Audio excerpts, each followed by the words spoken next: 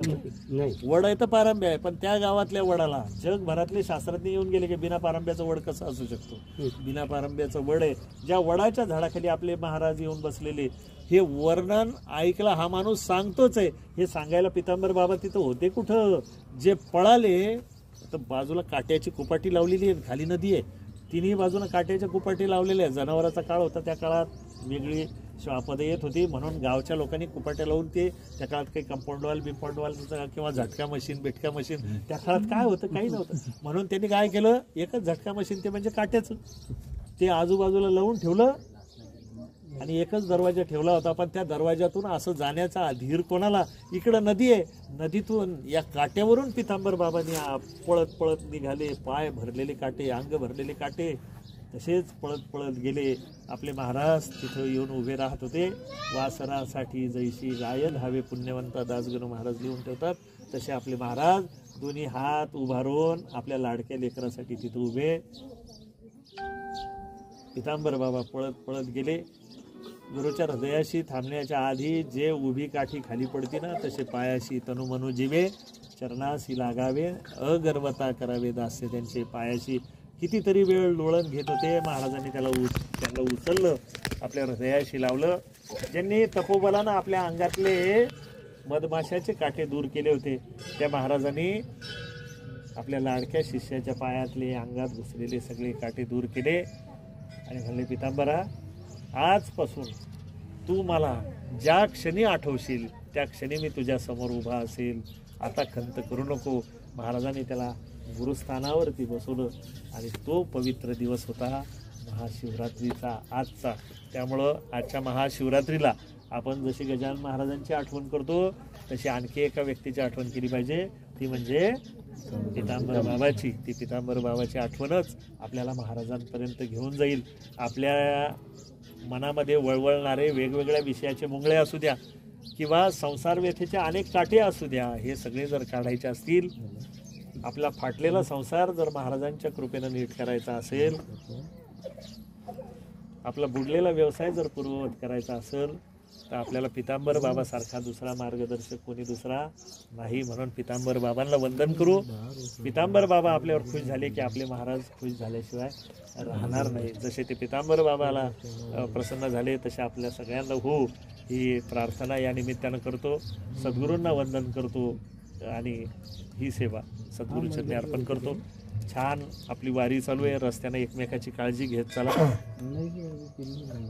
जो माणूस दुसऱ्याची काळजी घेतो त्याची महाराज काळजी घेतात आणि फक्त स्वतःचीच काळजी घेत चालतो, त्याच्यावर महाराज सोडून देतात. हा सक्षम आहे याची काळजी घ्यायला, म्हणून त्याला सोडून देतात.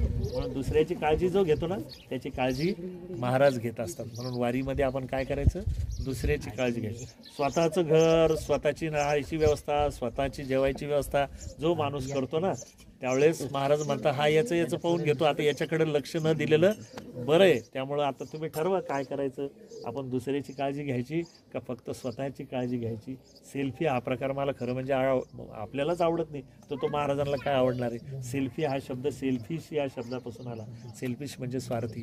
केवळ आपल्या नादात आपल्या याच्यात गुंतायचं नाही. आपल्या मनाची कवाडं उघडी करा, डोळ्याची कवाडं उघडा करा, अंतःकरणाची उघडी करा. रस्त्यानं जातानाच आपल्याला महाराजांचं दर्शन होत असतं. फक्त ते ओळखायला आपल्याजवळ बाय जायचे आणि पुंडलिक बाबाचे डोळे पाहिजे. महाराज काही तुम्हाला शेगावलाच भेटतील असं नाही, रस्त्यानं भेटतील. आणि ते रस्त्यानं भेटतील, कुठल्या रूपानं भेटतील, कुठल्याही रूपानं भेटतील. गंमत सांगू तुम्हाला, जे आवडत नाही अशा लोकांच्या रूपानं महाराज आधी भेटतात. ते सांगतो. म्हणजे माणूस काय करतो, त्याला टाळतो, अरे हे न जाऊ दे, हे काय, नेमके तिथंच निघून जातात ते त्याला. म्हणून थोडीशी आपली नजर जरा व्यवस्थित करा. ते इतके उताविळे की अर्ध्या वाटेवर येतो भक्तांना भेटाया. काय सांगू बाई तुला माझ्या गजाननाची माया, अर्ध्या वाटेवर येतो भक्तांना भेटाया. तो अर्ध्या वाटेवरती येतो. तुम्ही एक पाऊल चाला, तो 4 पाऊलं तुमच्यासोबत चालत असतो. तुम्ही म्हणतात आम्हाला काहीच त्रास नाही, त्रास त्यांनी सांभाळला आणि आनंदाचं दान आपल्या पदरात टाकलेलं आहे. त्या महाराजांची चिंता करूया. कुणी बिना चपलीचं चालू नका, इतर काही हे करू नका. आणि ज्याला बिना चपलीनं चालायचं आहे त्याने सेपरेट नवस करून एकटं या. हां, हे पण आहे त्याच्यामध्ये सोय. सेपरेट या एकटे आणि तुमच्या चपला तुमच्या वारीमध्ये येताना आपल्या महाराजांना आपली लाज वाटेल असं कुठलंही कृत्य आपल्या हातून होता कामा नाही. महाराजांना माझी लाज वाटेल एखादी गोष्ट केल्यामुळं, प्रत्येक गोष्ट करत असताना एक गोष्ट लक्षात घ्या की 10 रुपये समोर पडलेले आणि ते 10 रुपये रस्त्यात कोणीच नाही, मी इकडे तिकडे पाहतो आणि माझं मन म्हणतं तूच आहे मालक, याचा दुसरं कोण आहे, म्हणून मी उचलतो. पण ते उचलायच्या आधी मनाला विचारा महाराजांना काय वाटतं. मग महाराज म्हणतील नाही गड्या, योग्य नाही आपल्याला, ज्याच्या खिशातून पडले तो पाहून घेईल काय करायचं कोणाचं. नको, ज्यावेळेस आतून आवाज येतो की महाराजांना काय वाटेल, हा शब्द प्रत्येक वेळेस मनाला विचारा की मी ही कृती करतोय ना, महाराजांना काय वाटेल. एवढाच एक शब्द लक्षात ठेवा, हा मंत्र आहे. मी एक गोष्ट करतोय, माझ्या महाराजांना काय वाटेल, बस एवढाच मंत्र लक्षात ठेवा. तुम्हाला भेटायचं होतं, शब्द दिला होता की एक दिवस भेटायला येतो. याचं श्रेय बाळूदादाचं आहे, त्यांनी उचलून आणलं, त्यामुळे त्याचं श्रेय त्यांच्या पदरात घालतो.